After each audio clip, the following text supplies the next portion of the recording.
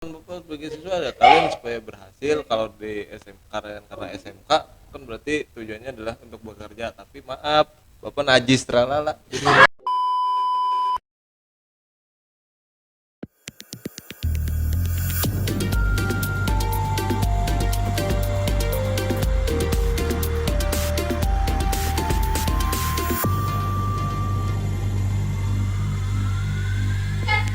Halo sobat semuanya, welcome to Classmic, tempat tapingnya guru dan murid. Pada episode pertama kali ini, aku Ajeng sebagai host yang akan menemani kalian beberapa waktu ke depan. Aku sedang bersama dengan narasumberku yaitu Pak. Pak Primo dari Civitas, salah satu SMK di Cibinong, Bogor. Oke Bapak. Bapak, apa kabar nih Pak? Alhamdulillah baik. Ajeng gimana? Alhamdulillah saya juga baik Pak. Oh iya Bapak. Bapak ini sebagai apa? Guru apa sih Pak di itu? Kebetulan Bapak mengambil jurusan bukan jurusan, mata pelajaran sejarah di SMK. Kenapa Bapak pilih mata pelajaran sejarah? Karena memang sesuai dengan pendidikan Bapak sebelumnya, yaitu Bapak memiliki latar belakang pendidikan sejarah. Hmm, Gimana nih Pak kondisi kondisi iklim akhir-akhir ini menurut Bapak? Ya kadang hujan, kadang panas gitu ya. Ya namanya juga kita tinggal di Bogor, kota hujan, Iya. nggak bisa diprediksi. Iya. Pengalaman Bapak gimana selama mengajar di sekolah itu ada yang bikin kesel gak atau gimana gitu? Pengalaman apa nih? Kalau pengalaman ngajar kebetulan Bapak untuk di sini bukan hal yang pertama, karena sebelumnya Bapak pernah ngajar di salah satu sekolah di Jakarta, ya, SMA cuman yayasan. Iya. Tapi tahun 2021 baru Bapak pindah ke sini. Nah, Hmm, kamu mau nanya pengalaman yang mana? Pengalaman jadi guru di sini. Di sini, kalau di sini kebetulan Bapak pertama kali masuk ke sini atau bergabung di sini itu pas Covid, jadi pembelajarannya daring. Kemudian sekarang udah pasca Covid, menurut Bapak semakin semangat gitu ya bertemu dengan anak-anak, apalagi anak-anak di kafe kayak kamu. Ya. Kenapa? Karena memang dari awal Bapak ketemu anak-anak di kafe memang terlihat kritis anak-anak, kemudian kreatif juga. Kan Bapak tahu gak sih yang rumornya katanya sejarah itu mau ditulis ulang ya? Itu perspektif atau pandangan Bapak sebagai guru tuh gimana ngeliat tanggapan apa ngeliat rencana itu gitu? Kalau kita sebagai guru, karena kita adalah penggerak ya, artinya nantinya kita yang menyampaikan materi kepada siswa, sejarah memang harus ditulis gitu ya.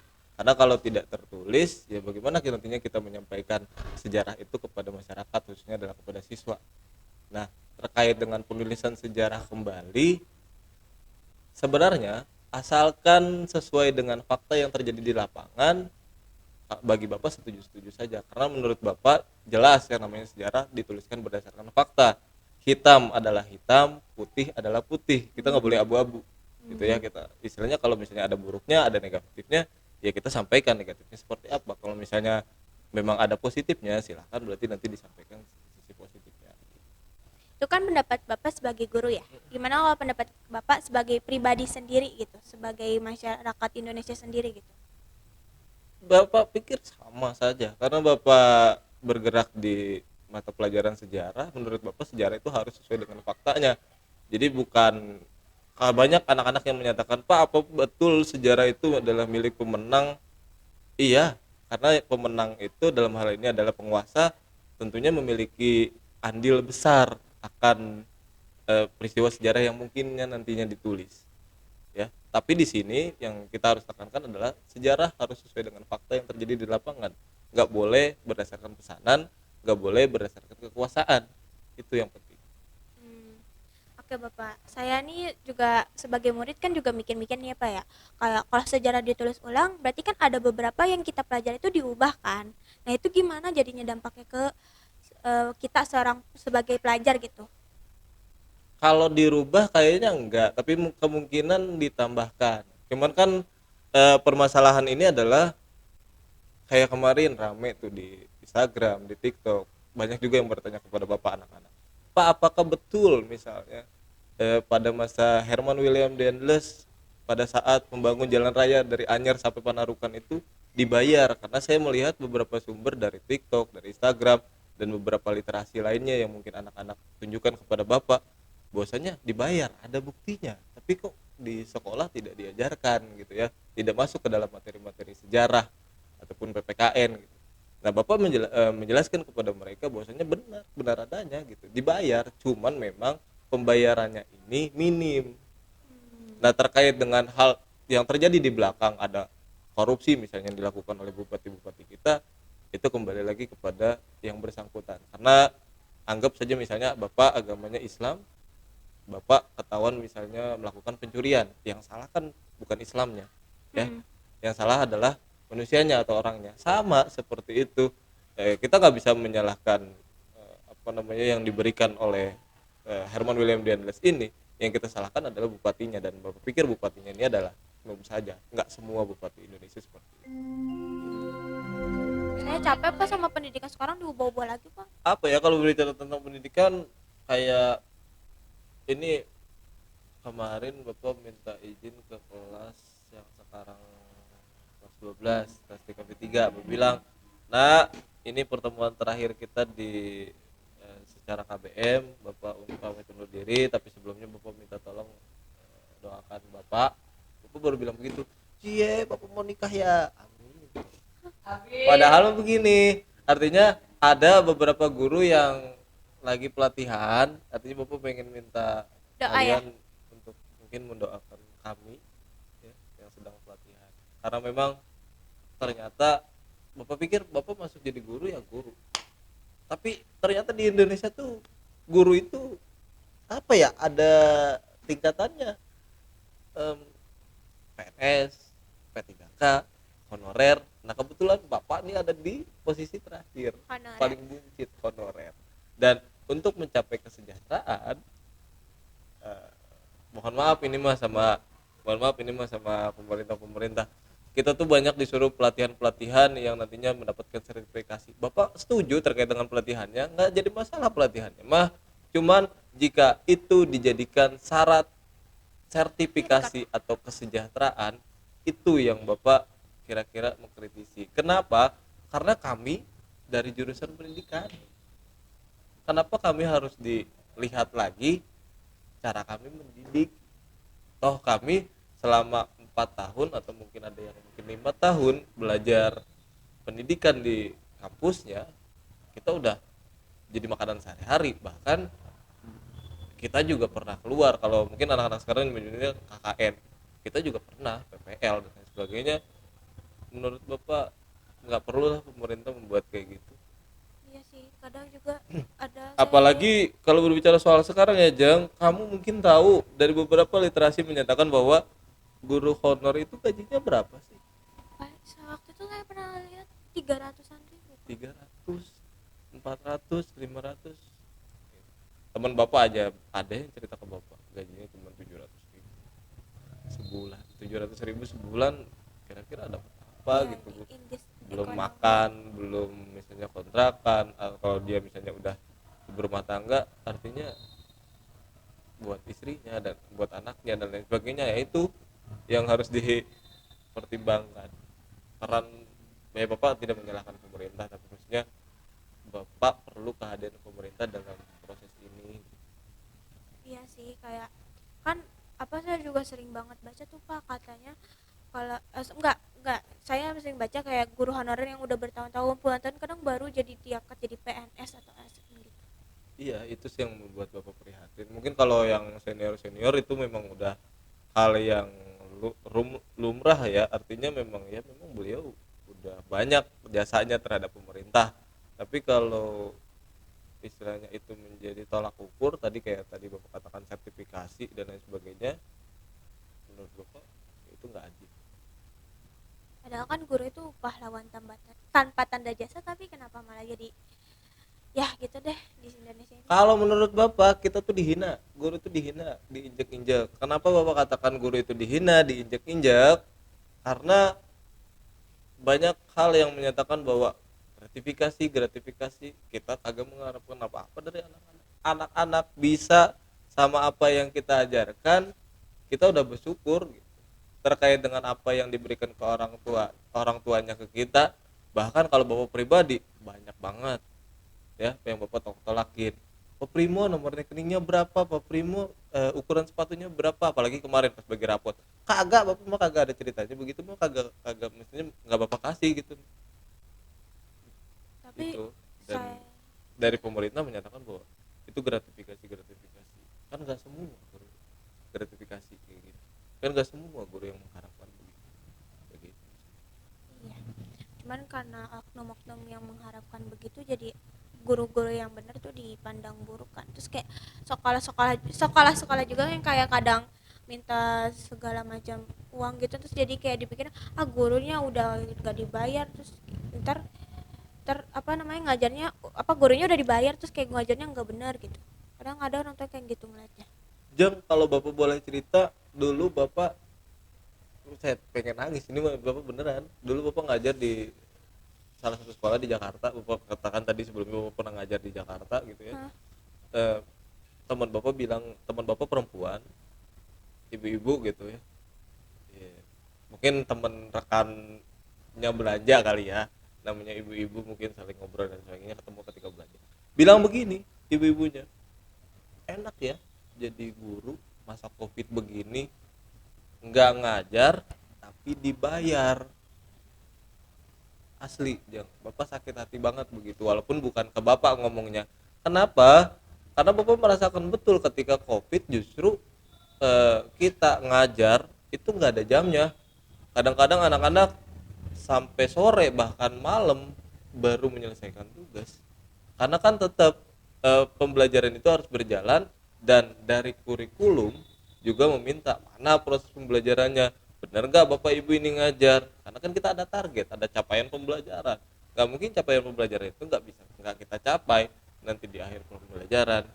Walaupun memang bapak akui ketika pembelajaran di masa covid itu tidak maksimal, tapi ya bapak minta tolong atau memohon kepada orang-orang yang mungkin tidak ada di dalam dunia pendidikan, tolong dijaga gitu bahasanya. Apalagi yang kemarin menyatakan bahwa enaknya guru zaman covid nggak dibayar, sorry, kerja nggak kerja tapi dibayar.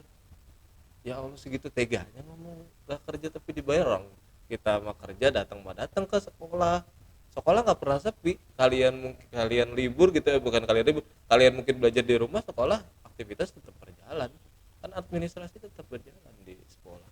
Dan bahkan bapak ibu guru ngezoom juga di sekolah, dan itu terebutan juga karena kan wifi juga, atau di zaman bapak dulu di sekolah di Jakarta wifi itu terbatas, nggak kayak sekolah bapak yang sekarang yang wifi itu mungkin ada beberapa provider dan lain sebagainya, jadi kita gampang aksesnya.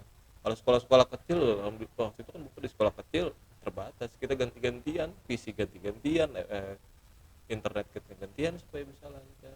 Itu yang nggak mungkin nggak dilihat orang, tapi bapak juga tidak begitu menyalahkan. Ya itulah kenapa kayak jadi keluar kan meme-nya kenapa aku WNI. Abis bapak gimana ya, kecewa juga sih. eh, Tadi bapak bilang bapak nggak masalah terkait dengan pelatihannya, setiap tenaga pendidik itu harus ada pelatihannya, artinya kan untuk peningkatan kompetensinya di situ. Cuman kalau itu dijadikan syarat untuk sertifikasi atau nantinya dapat bonus untuk kesejahteraan, itu nggak setuju. Kenapa? Karena kan harusnya eh, di sini yang atasnya punya peran untuk itu. Di luar negeri yang bapak pernah mungkin baca cari, nggak ada tuh yang namanya guru ya udah guru, nggak ada namanya derajatnya, ada PNS, ada P3K, ada honorer, ya guru guru udah nggak ada. Dan secara gajinya juga ya menurut bapak lebih manusiawi dibanding di sini. Oh, terus kan bapak udah kayak kecewa banget nih jadi mana, terus kayak tanggapan bapak nih tentang hashtag pindah aja dulu gitu, jadi kayak orang Indo tuh mau pindah jadi warga negara lain gitu, gimana pak tanggapan bapak? Kalau bapak terkait dengan pindah ke negara lain, sebenarnya kalau menurut bapak jangan ya. Kalau kamu kan dilahirkan di sini, dibesarkan di sini, ya wayahna harusnya bangun daerah sini, artinya bangun Indonesia, kita sama-sama perbaiki Indonesia. Kalau niat kamu ketika kamu bisa, kamu pinter, kamu mampu, kamu keluar dan membangun di luar, kayaknya enggak deh kalau bapak. Bapak ingat B.J. Habibie, sepinter-pinternya B.J. Habibie bahkan diakui di Jerman, di seluruh dunia karena berhasil menemukan mesin raket pesawat itu. Bapak juga kurang tahu, tapi beliau tetap aja ke sini, ya, membantu Indonesia untuk bangkit. Bahkan di masa kepemimpinan beliau, beliau berhasil mengendalikan harga rupiah. Cuman sayang waktunya kurang tepat saja. Ya itulah pemerintah baik. Apa pemerintah yang baik tuh pasti hanya sebentar jabatannya. Tapi tahu nggak Jang, Apa? kalau seandainya pemimpin kita disatukan keren tau. Ya. Bung Karno dengan rasa nasionalismenya, ya, cinta terhadap tanah airnya. Kemudian Soeharto dengan ketegasannya, B.J. Habibie dengan kecerdasannya, ya. Kalau Soeharto kan tadi tegas, ya. Habibie kecerdasannya. Kemudian ada apa namanya, Abdurrahman Wahid dengan Gus Dur. agamanya, tolerannya. Waktu zamannya Abdurrahman Wahid ini Bapak kemarin juga ngobrol sama Pak Rajib, Pak, gimana jawaban Abdurrahman Wahid menurut Bapak? Keren, kata Pak Rajib bilang. Kenapa Pak kerennya? Karena di zaman beliau Papua baik-baik saja, tidak seperti sekarang. Artinya baik-baik saja, kan ramai itu ya separatisme, Bintang Kejora dan lain sebagainya. Di zamannya Abdurrahman Wahid atau Gus Dur, silakan kalau mau naik cuman kain, naikin aja bendera Bintang Kejora, asalkan jangan lebih tinggi dari bendera merah putih. Dan di situ ternyata timbul toleransi dan timbul saling menghargai, nggak seperti sekarang separatisme di mana-mana. Intinya kan mereka cuma pengen didengar aja. Ya, kan tadi kita udah bahas yang tren pindah aja dulu. Nih, kalau misalnya Bapak misalnya ya, kalau Bapak mau pindah tuh Bapak mau pindah ke negara mana gitu? Enggak, Bapak nggak pernah kepikiran buat pindah kemana-mana, Gak ada. karena Bapak pingin membangun negara ini sesuai dengan fungsi Bapak, ya. Artinya kan Bapak sekarang bergerak di bidang pendidikan, guru, ya gimana caranya Bapak bisa memberikan hal-hal yang positif yang Bapak bisa tularkan kepada siswa. Kenapa? Karena Bapak udah kebayang, nah. Bayangnya gini, ketika nanti anak-anak Bapak menikah, kemudian Bapak punya anak, Bapak pingin anak Bapak merasakan lebih baik dari Bapak. Bapak nggak pingin hilang lah kayak sekarang banyak banget Raja Empat dan lain sebagainya, banyak pertambangan yang ilegal, ya kagak pingin. Iya sih, Pak. Cuman kan kita nggak bisa berbuat apa-apa. Menurut Bapak nih, biar Indonesia tuh bisa lebih baik gitu. Itu tuh gimana caranya gitu? Dari dunia pendidikan aja gitu deh. Kalau supaya Indonesia lebih baik, sebenarnya kesadaran dulu sih. Sekarang mah bicara tentang Indonesia sama Tuhan aja kagak takut. Iya Kan lagi. udah ada sumpah jabatan dan lain sebagainya, tetap aja ngelakuin korupsi juga, kan begitu. Indonesia kesadarannya kurang, rasa ketakutannya kurang. Sama Tuhan aja takut, Tuhan aja kagak takut, udah sumpah tapi tetap aja melakukan hal yang istilahnya di luar jangkauan.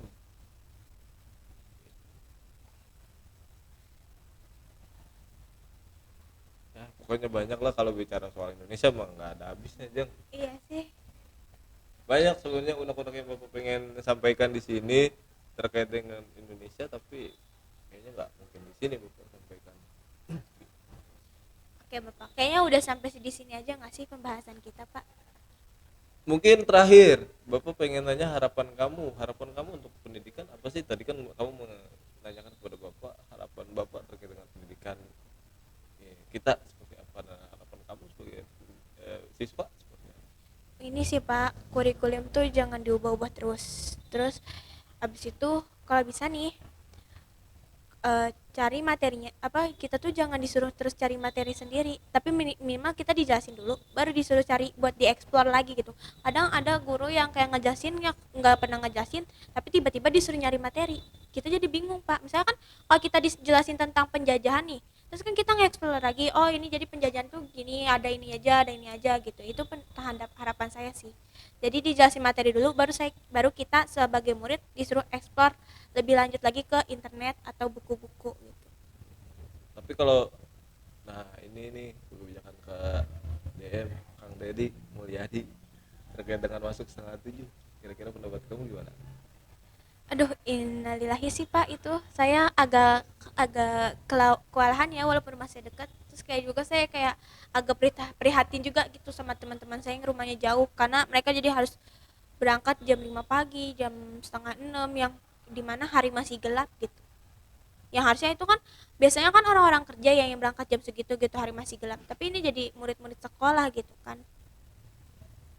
Ya soalnya bapak juga pernah melihat bahwasanya ternyata di luar negeri itu, bapak nggak bukan berarti menolak kebijakan KDM ya, cuman bapak melihat di kebijakan sekolah-sekolah di luar tuh masuknya paling setengah delapan atau mungkin jam 8. Menurut bapak sih itu karena bapak ngelihat waktu kemarin tuh yang anak-anak kelas 10 masih pada MPLS kan, anak-anak kelas 11-nya kelas 12-nya masuknya agak siang. Nah bapak melihat dari situ anak-anak rata-rata nggak telat, artinya kenapa kita nggak coba masuknya itu jam segitu. Kemudian yang kedua, bapak melihat ketika anak-anak itu ketika setelah zuhur itu udah rata-rata mereka sudah ngantuk. Oke misalnya belum bisa pulang habis zuhur, bisa nggak kira-kira setengah zuhur habis zuhur itu anak-anak diberikan kegiatan ekstrakurikuler atau produktif, fokus ke produktif untuk mengembangkan minat dan kompetensi mereka sesuai dengan minat bakat mereka masing-masing. Kayaknya itu lebih keren karena bapak nih merasa banget ketika masuk habis zuhur udah mengantuk bocah, udah mah kekenyangan, yang ada ujung-ujung pak saya pengen ke belakang, pengen ke belakang rata-rata gitu. Itu saya banget Pak, ntar jam 12 tiba-tiba saya udah teper. Terus itu materi, makanya materi siang ke sore itu udah tidak ada di otak saya. uh, ya tapi serba salah juga sih karena maksud dan pemerintah kan baik ya, Iya, artinya anak-anak tuh pulang sampai sore tuh supaya mereka punya aktivitas gitu, artinya nggak liar di luar. Dan menurut bapak kalau misalnya kebijakannya harus seperti itu, bisa nggak kira-kira setelah zuhur anak-anak lebih kepada menerapkan minat bakatnya. Nah cuman kembali lagi ini kembali kepada kesadaran siswanya juga, karena kalau itu berdasarkan tekanan menurut bapak nggak bakalan bisa berkembang. kan kita tadi bahas tentang yang murid disuruh berangkat pagi. Nih, Bapak sebagai guru disuruh berangkat pagi juga nggak Pak? Iya iya berangkat pak, sebenarnya bapak kagak ada ngaruhnya sih kalau misalnya pagi, ya bapak pagi juga sama pulangnya, malah mungkin kalian sudah pulang sudah meninggalkan sekolah, bapak mah enggak, karena kebetulan bapak di sekolah di salah satu sekolah ini mendapatkan tanggung jawab sebagai wali kelas. Wali kelas tentunya harus menyisir nih anak-anaknya gitu ya, anak-anaknya udah kira-kira udah pulang belum, misalnya pulang jam 3 dari sekolah nih, pulang jam 3 bel pulang, bapak belum tentu jam 3, kadang jam 4 jam 5 bahkan habis maghrib bapak pernah pulang. Jadi, terus sebelum ada kebijakan ini Bapak biasanya berangkat jam berapa? Sama berangkat mungkin bedanya lebih pagi aja kali kalau sekarang. Kalau yang sebelumnya kan karena masuknya jam 7 ya bapak, karena rumahnya dekat, start dari rumah jam setengah 7. Kalau untuk pulang menurut bapak sama saja, dan bukan hanya bapak melihat ada teman-teman yang lain juga pulangnya juga lebih sore. Nah cuman yang jadi pikiran bapak adalah ketika anak-anak pulang,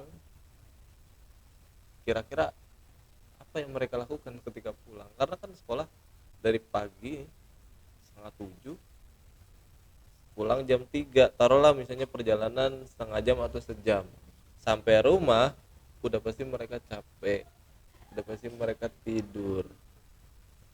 Kalau mereka tidur sorenya nanti pasti mereka tengah malam kebangun scroll TikTok, scroll Instagram sampai mungkin menjelang pagi, dari menjelang pagi baru mereka tidur lagi. Itu rutinitas itu yang mungkin mereka lakukan Itu sih saya banget Pak. Jadi kayak saya kalau pulang nih suka tidur nih Pak. Terus bangun-bangun suka tengah Isya. malam. Enggak, Isya saya Isya terus melek sampai tengah malam. Terus Ya, besoknya kesiangan lagi. Gitu aja siklus saya terus tuh Pak. Iya. Kadang juga udah capek pulang masih disuruh sama mama kan ngerjain pekerjaan rumah tuh jadi kayak males banget kan saya. Udah pusing Pak saya. Nah, ini menarik kalau soal mama ya. Waktu itu juga bapak pernah punya perwalian.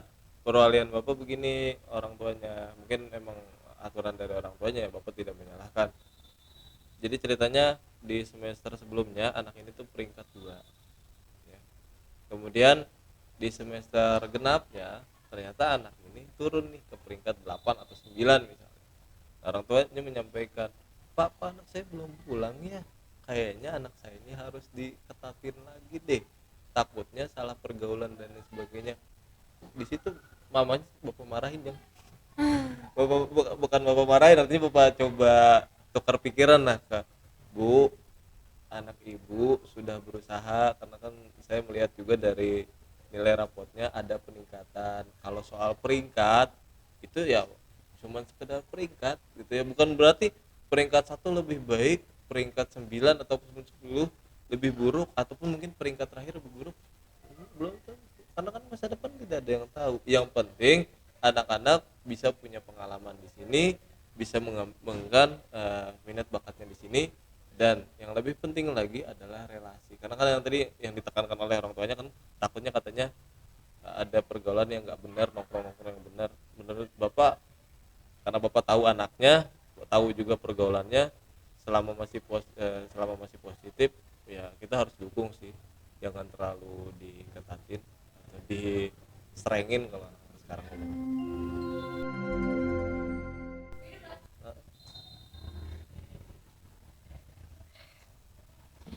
Duh, capek juga ya Pak bahas sejarah. Masa bapak disediain air putih doang aja, gimana ceritanya? Ya kan, ya kan sehat Pak, air putih sehat. Tadi perasaan bisik-bisik di belakang maunya jus atau kopi. Ah Bapak mah dana pelajar Pak, dana pelajar.